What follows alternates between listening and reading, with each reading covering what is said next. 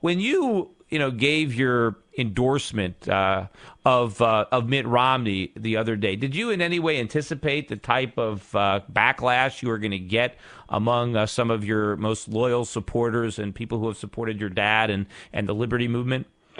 Yeah, I think so, because the thing is that there are some people who still think that, 1,000 delegates are going to change their mind and not vote for Romney at the convention, and I just don't think that's realistic, and those people are not going to be happy with me no matter what. But the thing is that what I would like people to understand is that now that the nominating process is over, doesn't mean that we're not going to show up as delegates. It doesn't mean that we're not going to show up and fight for things. But we aren't going to win the nomination. That just is a fact. But we still can go to Tampa. We can fight for the platform. We can fight for audit the Fed. We can fight to get rid of the Department of Education. We can fight for internet freedom. We can fight for ending the war in Afghanistan. All of those battles will happen, and we will have a bigger presence in Tampa than any Liberty contingent has ever had. I just believe in being realistic about which fight we choose, and I'm for moving on to a fight that we can actually impact, and we are going to have a large impact on what the platform of the Republican Party becomes, no matter what Rick Santorum said. And he's already coming out saying he's going to oppose us at the convention. So there are a lot of things still yet to be done, but I think we dilute ourselves and we get away from really where a fight that we can win if we keep fighting for something that's already happened. Yeah, I think there were some people that were holding on to some kind of fantasy view that somehow that we could rise at the convention and all these Romney delegates were going to reveal that they were actually Paul delegates, kind of like coming out of a Trojan horse, but I mean those were just great fantasies, but it wasn't reality. But I think what you're saying is, at least to the extent that we do have a role, that those Ron Paul delegates have a role in the convention in shaping that platform. I think what you're saying is that we can have more influence as friends at the convention than as enemies.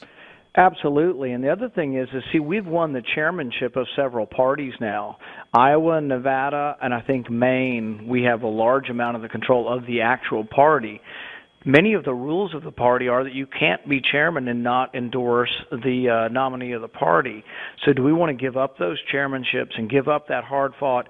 The thing is if we give up those things and don't stay part of the party, then everything my dad has done, all of the thankless hours and days that he has traveled for 2007, 2008, now 2011, 2012, all of those hours will be for naught because we're unhappy that my dad didn't win, which I am. I still support my dad and always have.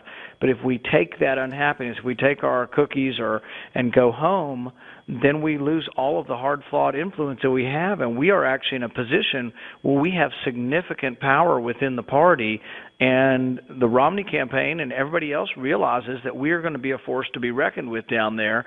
But we just have to direct that energy into something we can actually win, as opposed to directing it towards something that really is over. Yeah, and I've heard or read comments where people kind of describe you as like a Judas, that you're stabbing your father in the back, and I gotta believe that you didn't even make that endorsement without first consulting your father, and I'm sure that he was on board with it. Am I correct in that assessment? We've had many discussions about this, including discussions right before they sent out their email, and their email acknowledged that they didn't have the delegates for the nomination after California. And so we've had many discussions on this, not to mention the fact that for a year I've been telling and discussing this with my father and the public. In fact, it goes back even longer ago than that. When I ran for the Senate primary in 2010, I made a promise 3 months before the election that I would support the nominee. And the thing is this was somewhat necessary because my father had not supported the nominee in 2008, and one of the campaign tactics they were using against me is, your dad didn't support the nominee, and if you won't, we don't want you in our party. And so really supporting the nominee was part of my election in 2010, and it's been part of my ability to try to have influence. For example, I'm working very hard to get a vote on audit the Fed, and I think I have a reasonable chance. I'm meeting with leadership of both parties this week to see if I can get a vote on audit the Fed. The House has agreed to this. There is a real chance not only we could get a vote, but that if I work hard on this, we might even have a chance of a victory. It will take 10 or 15 Democrats. So I'm going to have to meet with individual Democrats to get them on board, as well as Republicans.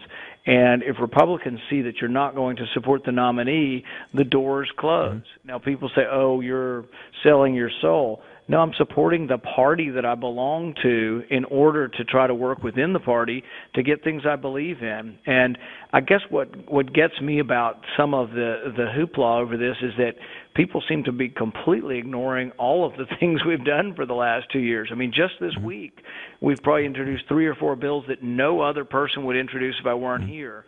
Legalizing industrial hemp. Do you think any other Republican would sign on to that if I weren't here? We have a bill requiring that the Fourth Amendment be obeyed if anybody wants to use a drone in the United States. Nobody else would do that. We have a bill this week that would end mandatory minimums for nonviolent crime. We have a bill that would abolish the TSA. Those are 4 bills in 1 week.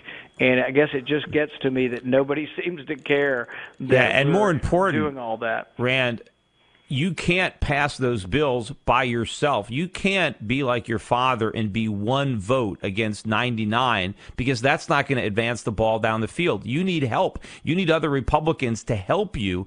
And I don't think they would have helped you if you didn't even help them in supporting the nominee.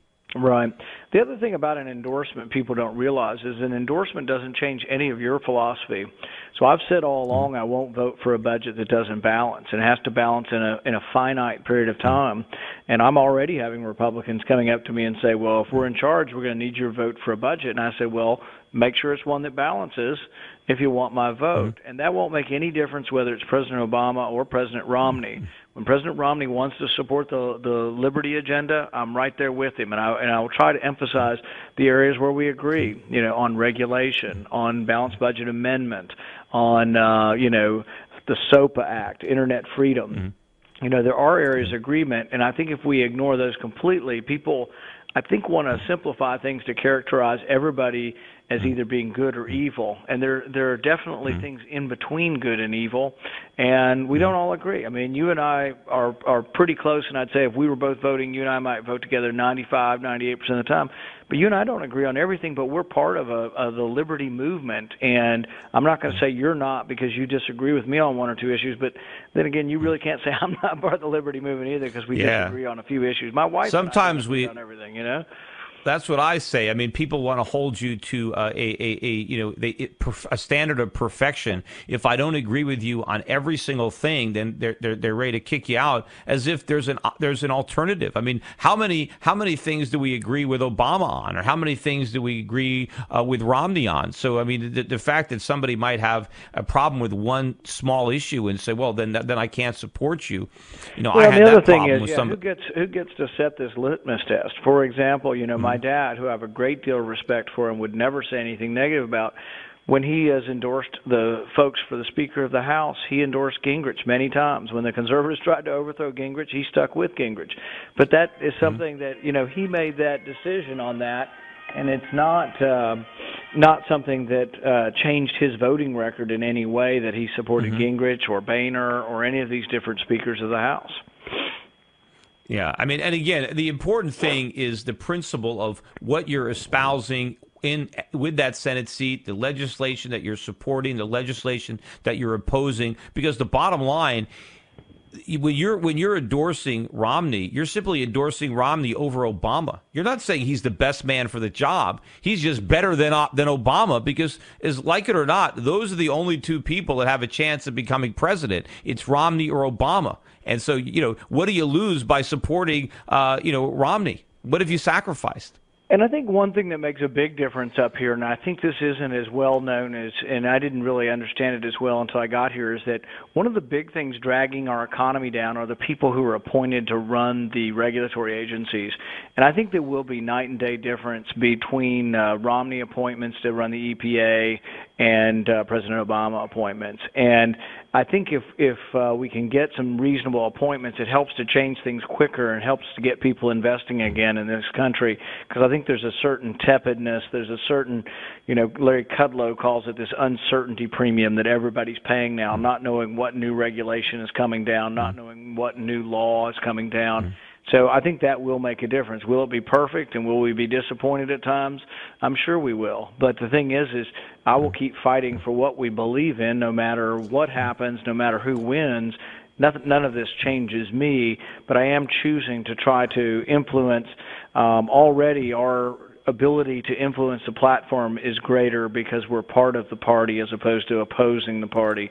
Already our ability to influence things is a great deal better, and our ability in the platform committee is going to be much greater than anybody really even publicly knows at this point.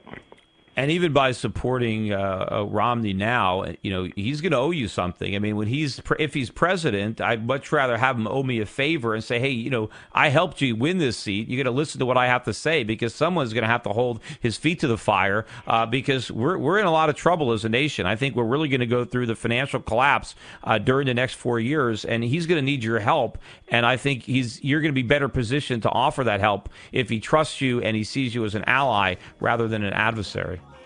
I think so, and I think the one thing I have learned from my father, and people may not understand this, is that my father is well respected on both sides of the aisle up here because he is someone who's not confrontational, not in your face, not yelling and screaming at people on either side. So it's interestingly, when we see some of the hate and even some of the violence on the internet directed towards me right now, that isn't the kind of personality or anything that my father would approve of. There's some speculation, I guess I've read on the internet, that maybe you're under some pressure to try to get your father to also endorse Romney. Any of that true? No, we really haven't had any discussion, my dad and I, about whether he'll endorse or not, and that's something he'll make completely independent of me. But I would never presume really to ask him to do one way or another. He'll have to make that decision independent of it. But one of the things we were talking about before we went off the air was just the idea of working with people who you don't always agree with.